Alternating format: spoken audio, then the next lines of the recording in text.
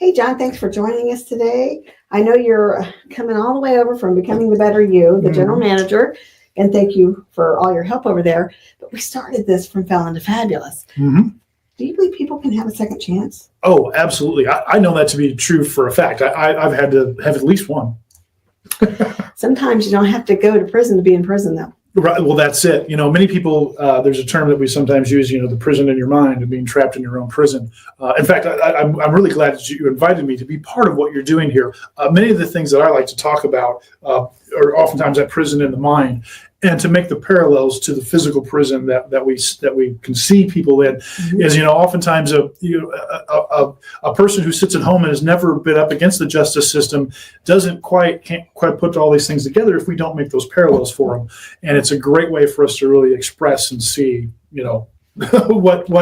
Absolutely what it could really be. And I want to thank you because the first time I met you, we met through a mutual friend, Coffee Cup Chuck. Yeah. Who is a felon. Yeah. And you didn't let that stop you in the friendship with him. No.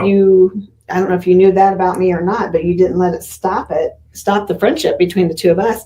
And look at the great things we're doing now. That's it. We have a tendency to use, as human beings, our only best choices that we can make are oftentimes for inferences from the past. And we oftentimes, it works out well for us. If something happened in the past, that's how it will happen in the future. And unfortunately, that's a humanistic trait that we put on people as well. Is this is how you were in the past, this is how you're going to be in the future. It's going to happen again. And that is true until it's not. Because you will be the same person you always have been. You will go do the things that you always have done before. So that part of that is true. But the capacity for every human being to have the ability to decide for themselves that is or isn't going to be their outcome, that's what we really talk about here at the Felon and Fabulous. And when you decide and take authority and take control. It's one of our speakers on the Becoming Better You stage talks about a timeline. That's Erin Page. Mm-hmm. And she talks about this timeline. Mm-hmm. When you're born, when you die. Mm-hmm. And each tick on that timeline is just a moment of time. So the incarceration piece is just a moment of your time. It doesn't mean you're stuck there. It doesn't mean you stay there. It doesn't mean you have to live there. Get out of it. You don't live there anymore. Move on to the next tick. Move on to the next piece of the timeline. That's why we're showing you from Felon to Fabulous. Because it's the incarceration is the extreme event that happens to people. But we look for modern day morals or values that teach us and show us and guide us. We can look to the people around us to see what mistakes I do or don't want to make. And the idea that somebody was incarcerated for a mistake that they made. The whole point is not to punish you. The whole point is supposed to teach you a lesson, right? Well, it's called corrections. Yeah, corrections. If it, regardless of what the system does or doesn't, if the process does what it's supposed to, you've made a change. And whether or not you ever got caught for what you did, whether or not you ever went to jail for it, it's the act of who you were before and what you are on the other side of that. And this is what prison's supposed to, in some terms, supposed to do for you, but fails. And that's why I'm so glad that a program like this really shows up to highlight that people are so much more than just that singular event. Absolutely. That is one moment in a much larger life. And sometimes, like in my case, it's because of that one moment that creates the things that are going on over here from Felon Fabulous. That's it. I try to, I was brought up and raised to really look out for danger. And so that is so much one of the things that people that have a history or a label on themselves. There was a great speaker we had one time, and I don't want to talk too much out of place here and steal their thunder from them. But the idea of what that self-labeling is, and it's a thing that I use in my own practice dealing with veterans and people with PTSD, and it's self-identification. One of the things that can happen to you as any person, but particularly a convict or a federally incarcerated person, is that is the label that not just other people put on you, but it's the label you put on yourself every single day, whether anybody else can see that label or not. And we act out the role that we think we are. And if we feel like, oh, we're just this felon, oh, I'm just this person that made this mistake, then we'll walk through life coloring every choice, every decision, every opportunity, every person that interacts with us with that lens. And what we have to be able to do, even as an individual, and not just even before we get to the society, as the individuals, I have to be able to self-label myself as something more and other than this moment. That's very good advice. And here's the word. This word from, meaning what? To go from something, from one place to another. Right. Felon, meaning the word that, you know how you only got this? Because you got caught. There's so many people out there that are creating crimes, that are committing crimes, that are planning crimes that haven't been caught yet. They're still a felon. Yeah. The only reason why the word felon is there is because it was made public. Otherwise, you're not. Yep. That's the act. But here's the thing. Felon is a title. So you get to go from felon to fabulous. You might be a felon, but you can also be fabulous. And that's what this show is about. And sometimes we see a term or a name like that, and we think, rock bottom, and this is what so many of us could look to as rock bottom. But, especially in the development space, what we want to find is we want to see where those rock bottoms are for people so we don't get there. You don't even want to get close to that. If we're aware and conscious and can be thoughtful about some of our actions, we can prevent ourselves from getting close to these danger zones.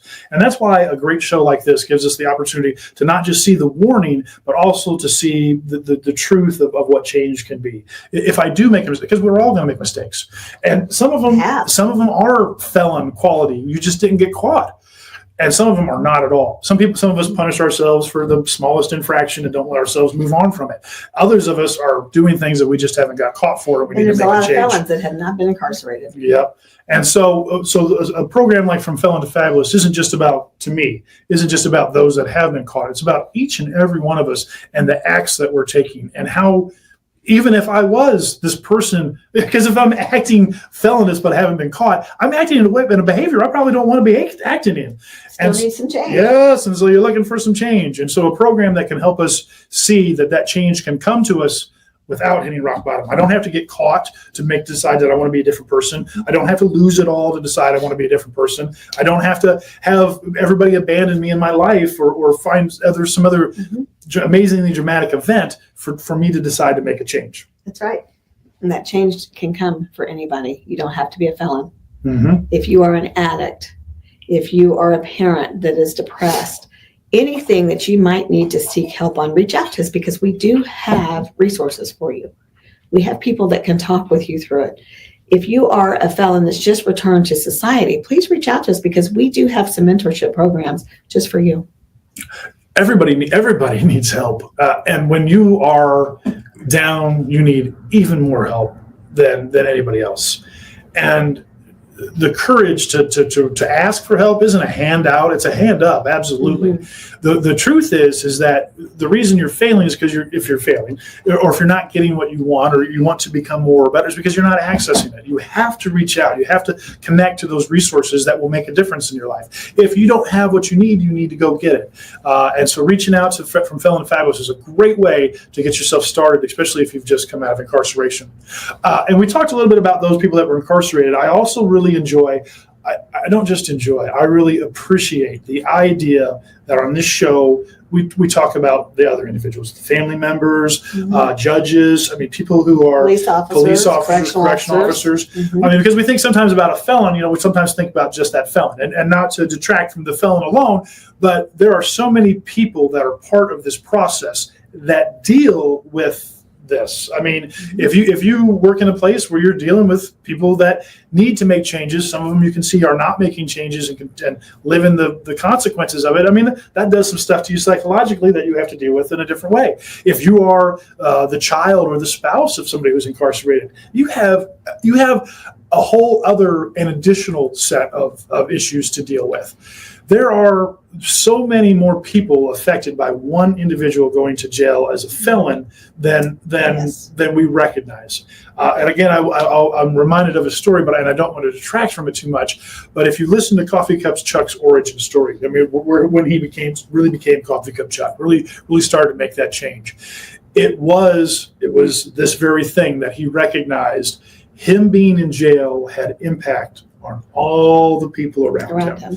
And that was really when it kind of came home for him. And that's what was hardest for me, is what I put the family through. And that's why I really appreciate our program like ours, is that we really explore all those different aspects of it. Of course, we look at it from the felon's point of view, but we look at it from everybody's point of view. Because if I'm the individual that this is, like look at teaching students. You're not always a student. Sometimes we want you to become the teacher. You want me to become the mentor. Everybody needs to kind of have access to this information. And if I, as a felon, can see or hear what effect it can have on my family, or if I can see and have what effect it has on my community, these are the things that help us have the courage to continue to change. We have to be instigated to make that change, but we have to be helped and encouraged to continue to make that change. And a program like this I'm really glad how it highlights that. And this is just a label. No, it's just a label. It doesn't mean who you are.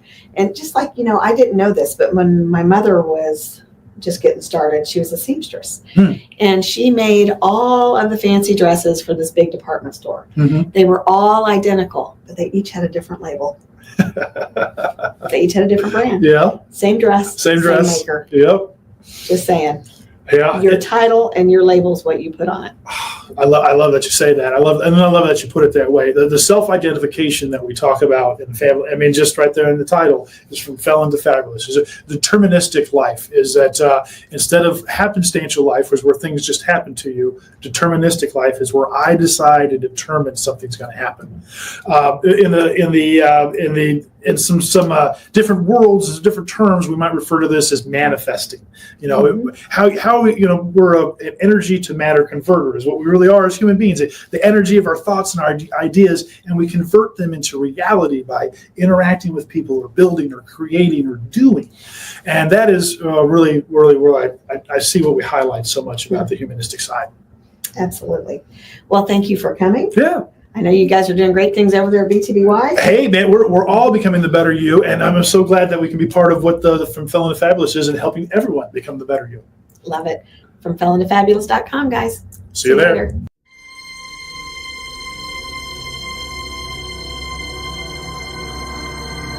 Because when I came home after 8 years, I paroled out to my brother's walk-in closet.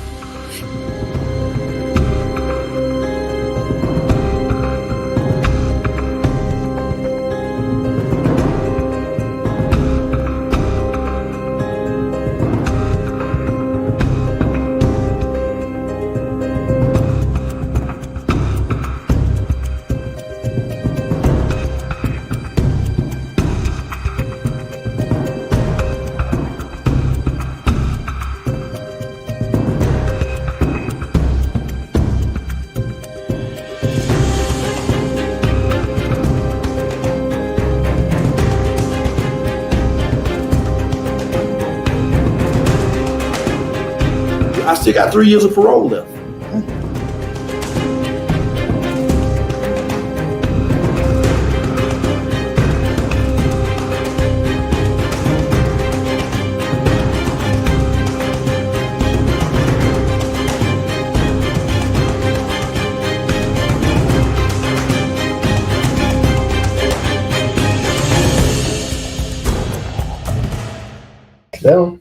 Hello, welcome to From Felon to Fabulous. We have a great episode today. I'm Brenda Ringwood, the professor of change, and I got our co-host over here, Isabel Black, the intentional healer, and we've got a guest with us today named Denzel.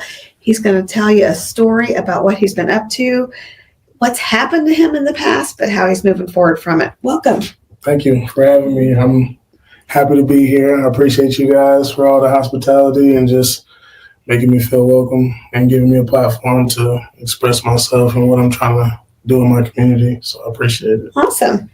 Well, you said it, what you're doing in your community. Why don't we start there? Give the audience a little information of who you are, where you live, and what is it that you are doing in your community?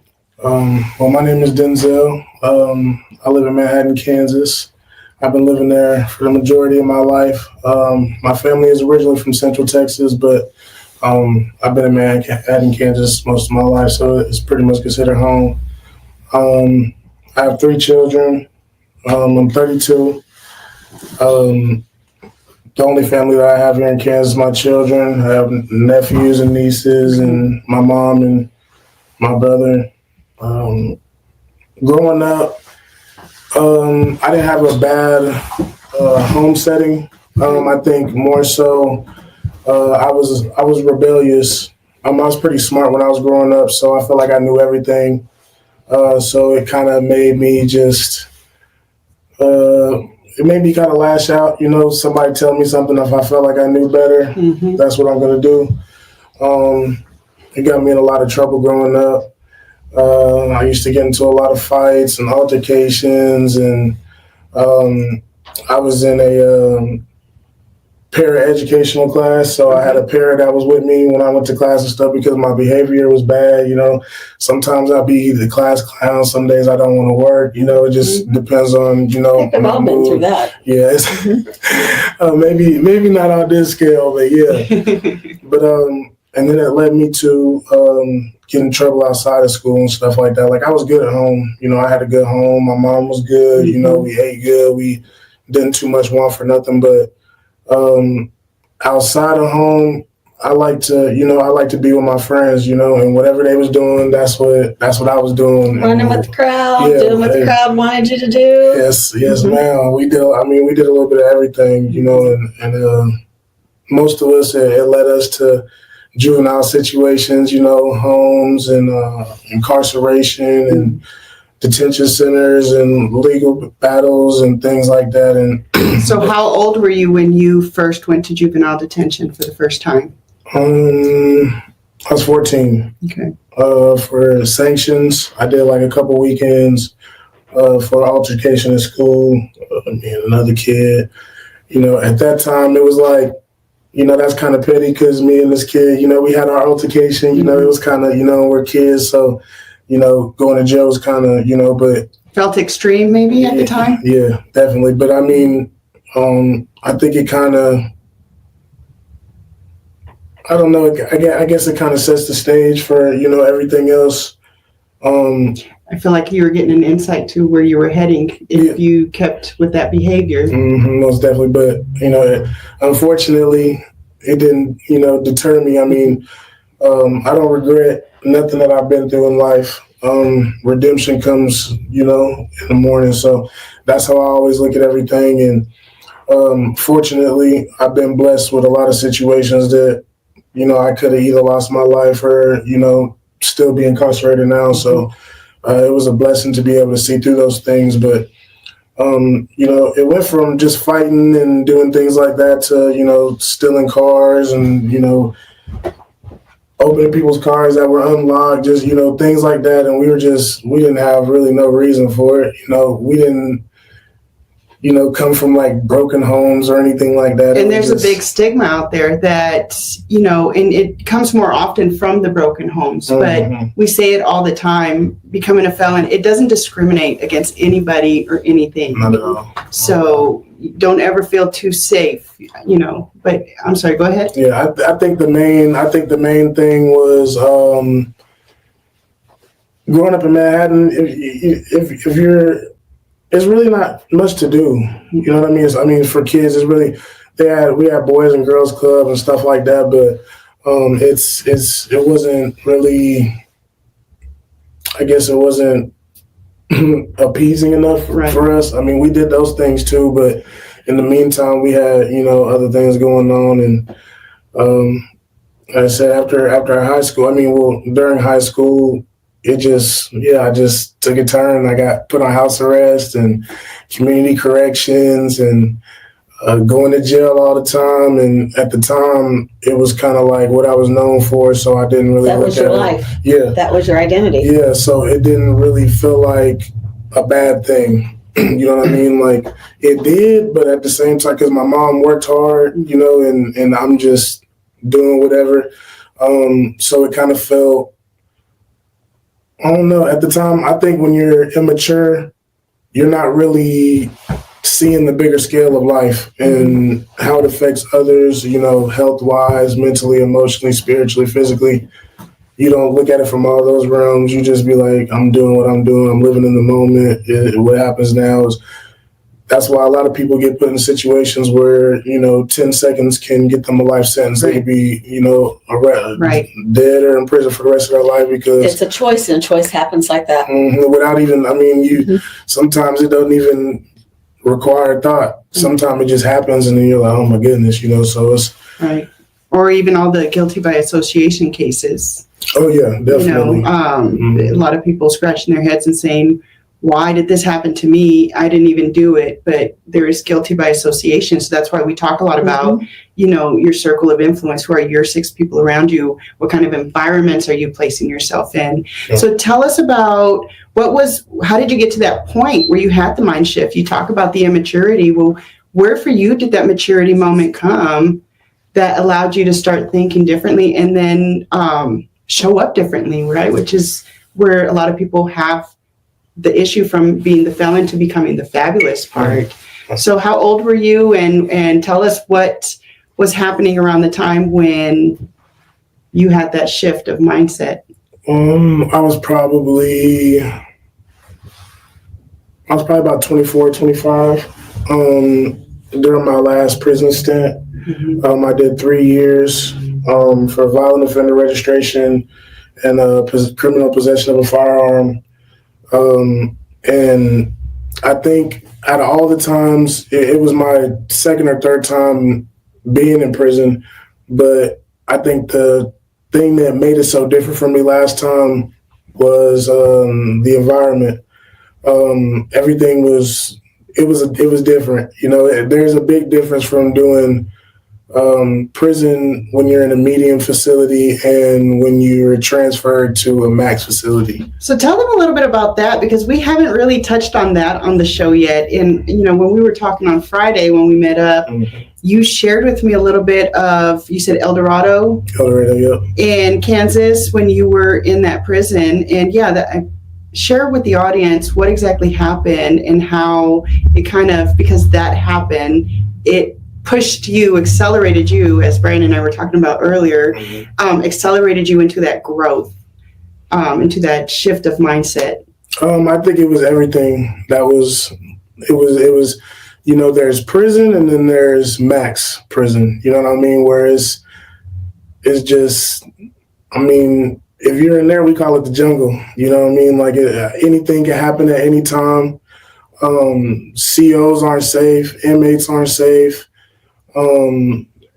It's the worst of the worst. It's the worst of the worst. And if you qualify, even though you might be on the lower side of the worst, you're still going there. But tell them the story of how when you first went to El Dorado, it was a medium security. Well, when I first got there, El Dorado had actually been a medium for a long time. They housed supermax inmates like BTK and the Carr brothers and them. They housed them on the other side because they're locked down all the time. They don't come to population.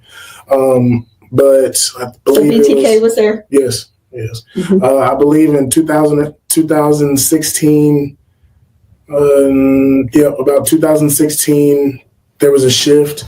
There was a lot of violence happening on the compound between different groups. So the Department of Corrections, the Secretary of Corrections, did something called a shakeup, which is where they took they put us on lockdown probably for about 3 weeks, no movement, food in our cells, sandwiches, stuff like that.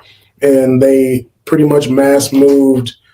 El Dorado went from like 1,200 people on the compound at one time to about 2,500 within 3 weeks. Wow, that's a lot. Yes, so they moved out the majority of the mediums, and then they brought all of the maxes from like Hutch and Lansing, and they brought them to El Dorado. Wow.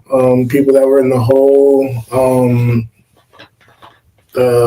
protective custody, violent people, all type of people. I think that when we came off of the lockdown, it was a different type of. It wasn't. So they locked you down to move people out, move people in. They call them trips, if I'm not correct. They did in the feds. I don't know what they called them in state. So you went from overnight, basically, being one prison into a max facility when they opened back, took you off of lockdown. And I happen to be one of the only probably 100 mediums that ended up staying on the compound. So when we come out, it's like, literally all new faces, you know what I mean? And man, that's when it became prison. Scary. Like it was prison, like literally the morning that our doors open and, because everybody got mass moved. So really the only people that are here are the people that rode with you on the bus, or when you got to your pod, people might see you and yell or whatever. But other than that, the other side of the facility, no one knows, who it is. And then Supermax became opened up. So it went from just RDU and Supermax to population. So that's where it went from 1,200 inmates to about 2,500. So it was, after that, it was. Did you ever feel unsafe?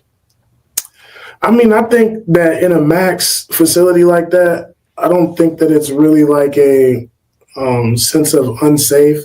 I think it's more of a sense of caution. You know what I mean? Like, as long as you do good business and you maneuver the right way, you don't really have to worry about anything happening to you. It's not like, just random, attacks or nothing like that. Everything is politics and spoken about. So as long as you're not doing things to bring yourself negative energy or attention, then, you can fly right for the most time. And I mean, but yeah, it was. So that was going in that time when all that happened. That was, how many times had you been in jail before that, leading up to that? Quite a few. Quite a few. I'd actually been to prison 2 times before that, but like county and stuff like that, like, yes. Where were you at before? El Dorado, actually before that, then Norton. I had been to Hutch before, Lansing. I had been to pretty much most of the facilities except for like the minimum. So What's the longest stint? My last time, 3 years. 3 years. Mm-hmm. And total time?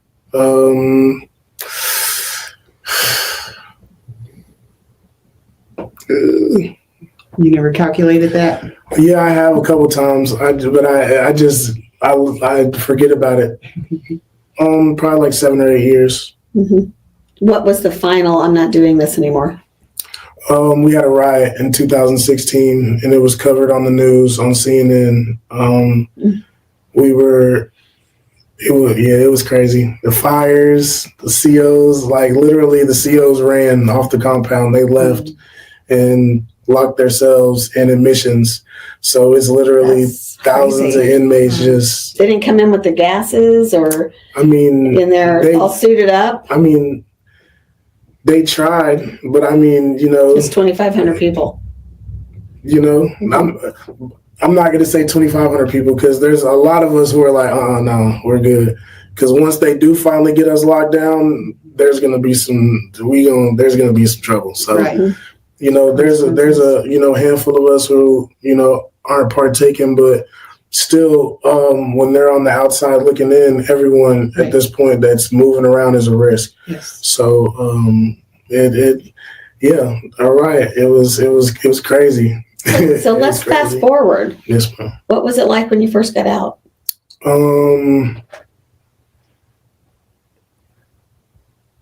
Different. How were you treated? I don't think that I was treated really any kind of way. I think that I did a lot of distancing because I knew that out of all the times that I had gotten out of incarceration, the one thing that I never did was distance. I always got out, I'd spend my time with my family, and then I'd go back to my friends, and then it goes Rinse and repeat. Yeah, just a little bit of time to a little bit more time. Now we're back in full swing, And I think I took this time a little bit more personal because I owed it to my children, my mom. So I when I got out, I was pretty much secluded. My son, he was at the age that we could start sports, so we got him on a team. I started coaching his first grade basketball team.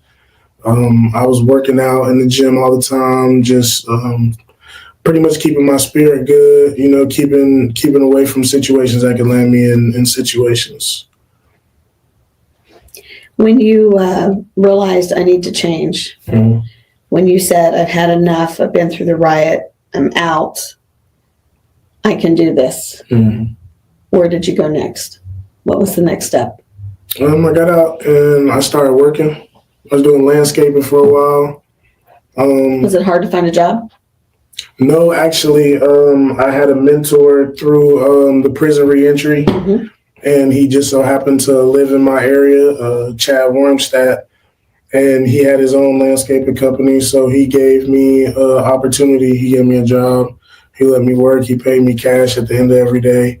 So You got lucky, because a lot of people don't get that. Yeah, I got out in good standing. That's why I say my situation was a blessing in general. Even when I was sentenced to do my time, I had seen the same judge that I had been seeing since I was 14. Yeah, they tend to stay on top of you. Yeah, so I had asked to go home. Mhm. I had already been incarcerated for like 6 months in the county. I asked to go home.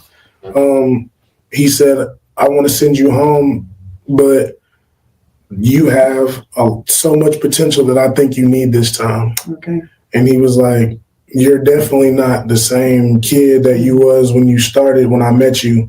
He's Did like, you agree with him? oh yeah, for sure. Mhm. So he was like, so I'm not saying that you're a menace to the community. What I'm saying is that this is going to be a learning experience. You're going to go through some things that He you've was never trying to gone help. through. Yeah. This time it wasn't corrections, it was growth. Exactly. And it was my longest stint that I had been incarcerated. So I went through a little bit of everything. I went through everything, being broken and rebuilt. Literally. Have you ever connected back with that judge? I actually seen him in the mall one time, probably like a few years ago.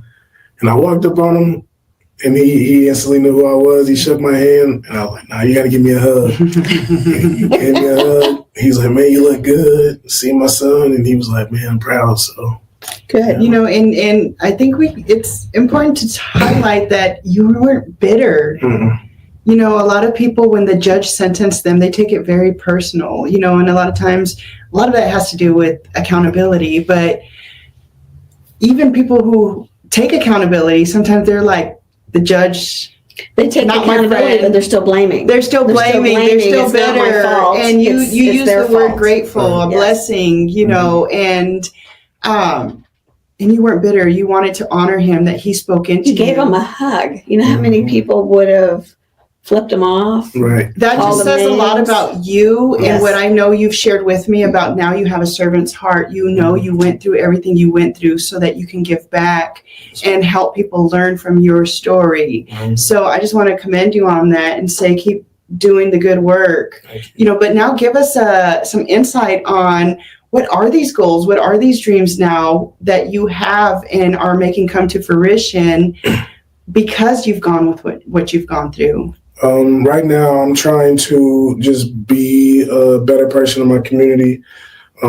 My children are older now; they're athletes, so I'm around kids weekly, all the time. I got a good relationship with a lot of my kids' friends.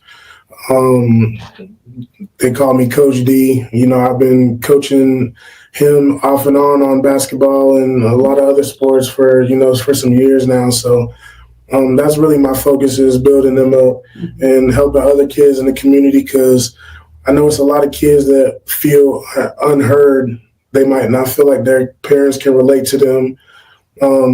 Even in coaching, a lot of the coaches might be a little bit older, so it's hard for them to really connect with the kids outside of just coaching. So, I come in, I know a lot of the music they listen to, TikTok, the dances. So I be having them cracking up laughing when I be coming to practice doing little dances, and they be like, how you know that? And I be like, I'm not old, I'm older. you are. Yeah, I'm just older. I ain't old. I'm really old. Yeah.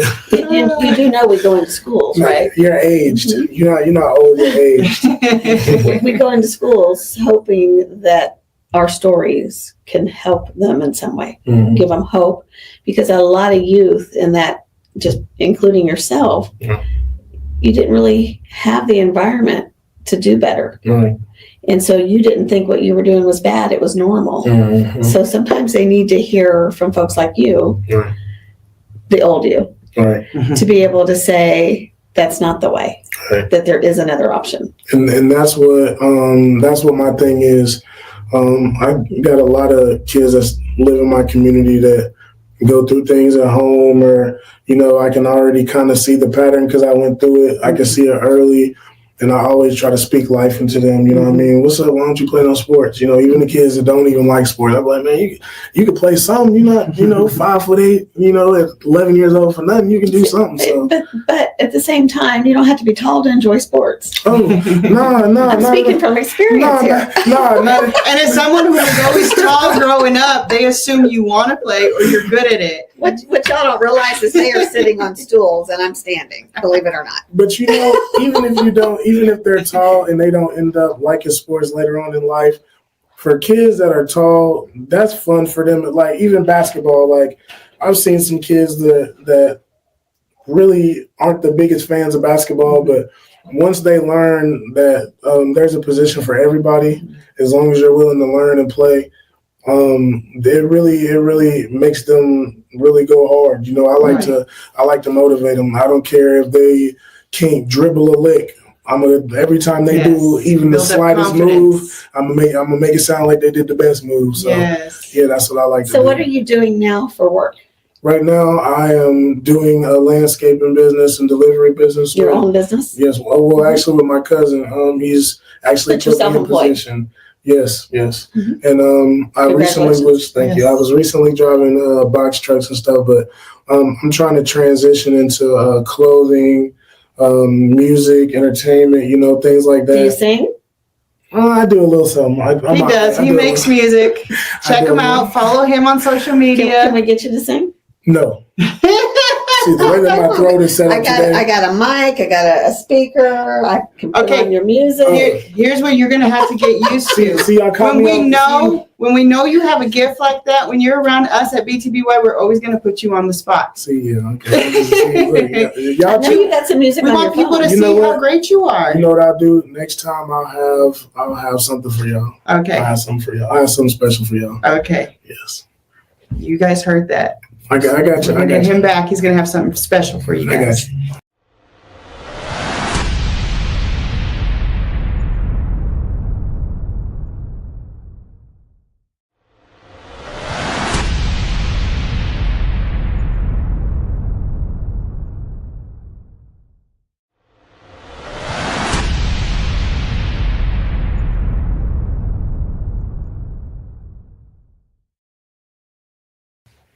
So Denzel, what are you doing? What do you have in the works today to make that impact in the community with the youth?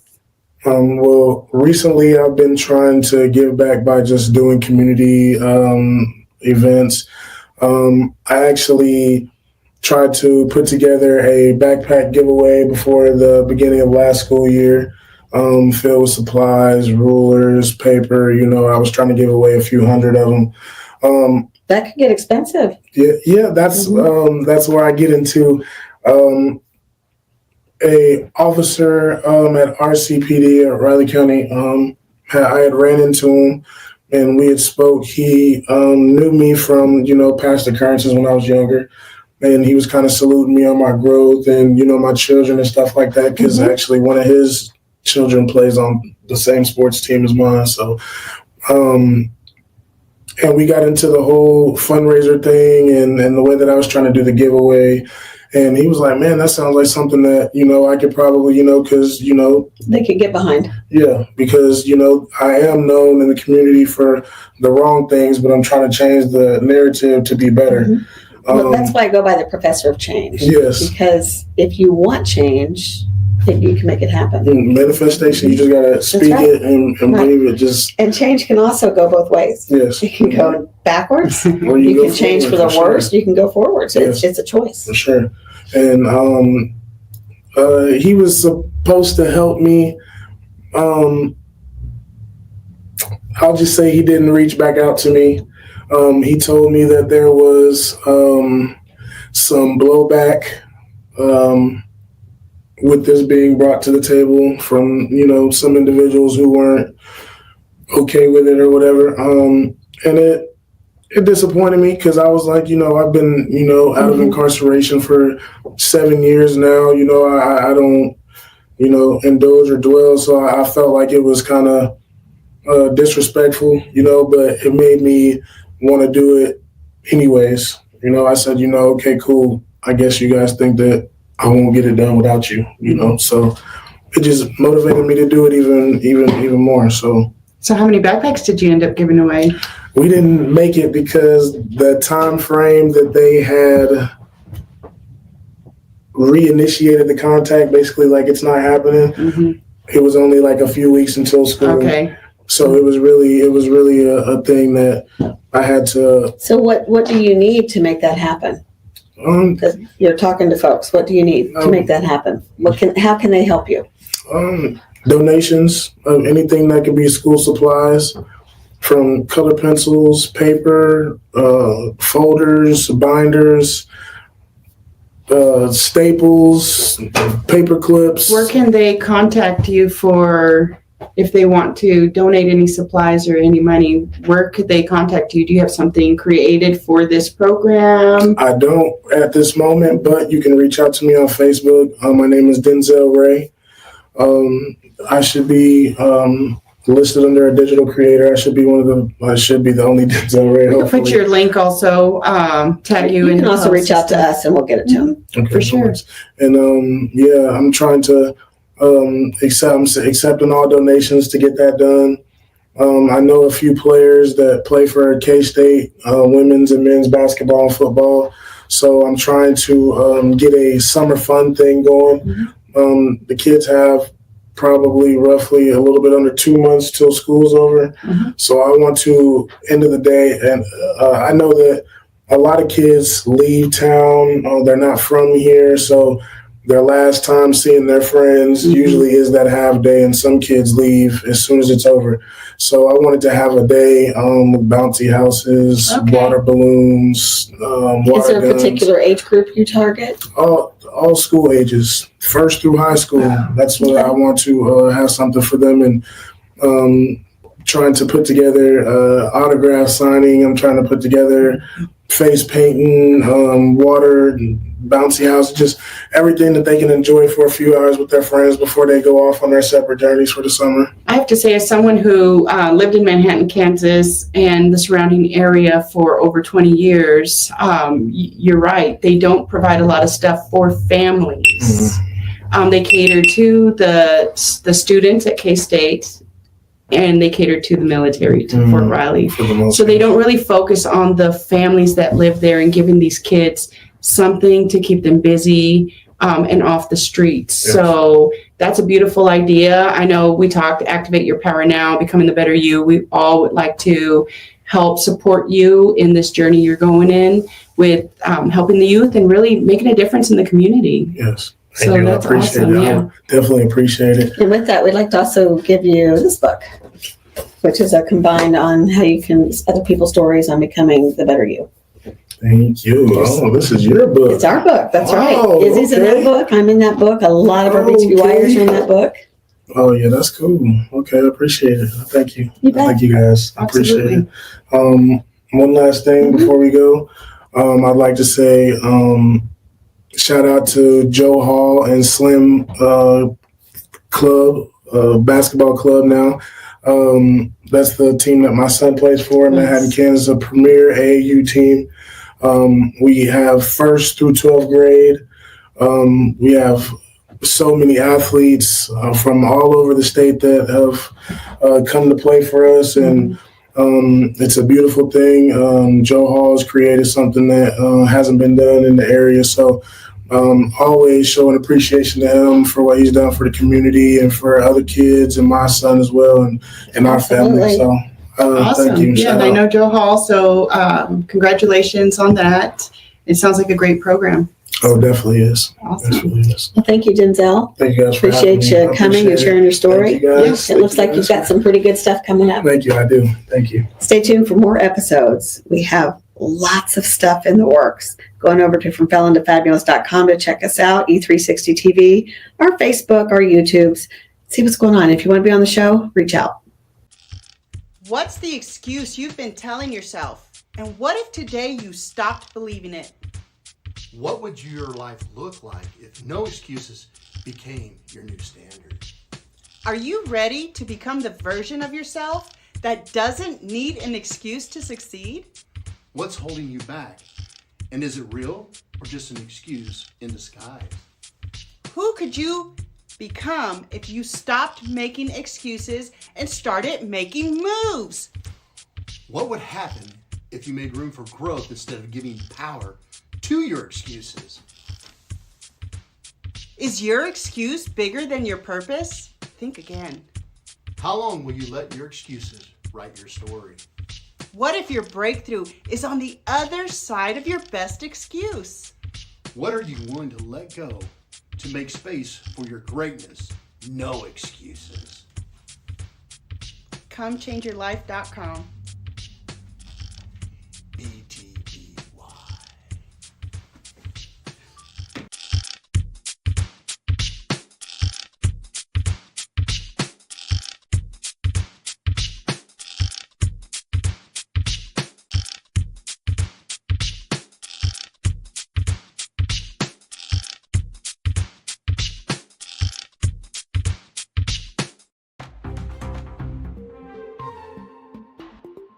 Or do you want to be the person that's helpful, that soothes, that loves? Because you can still stand tall and be as big as you want to be when you are this person.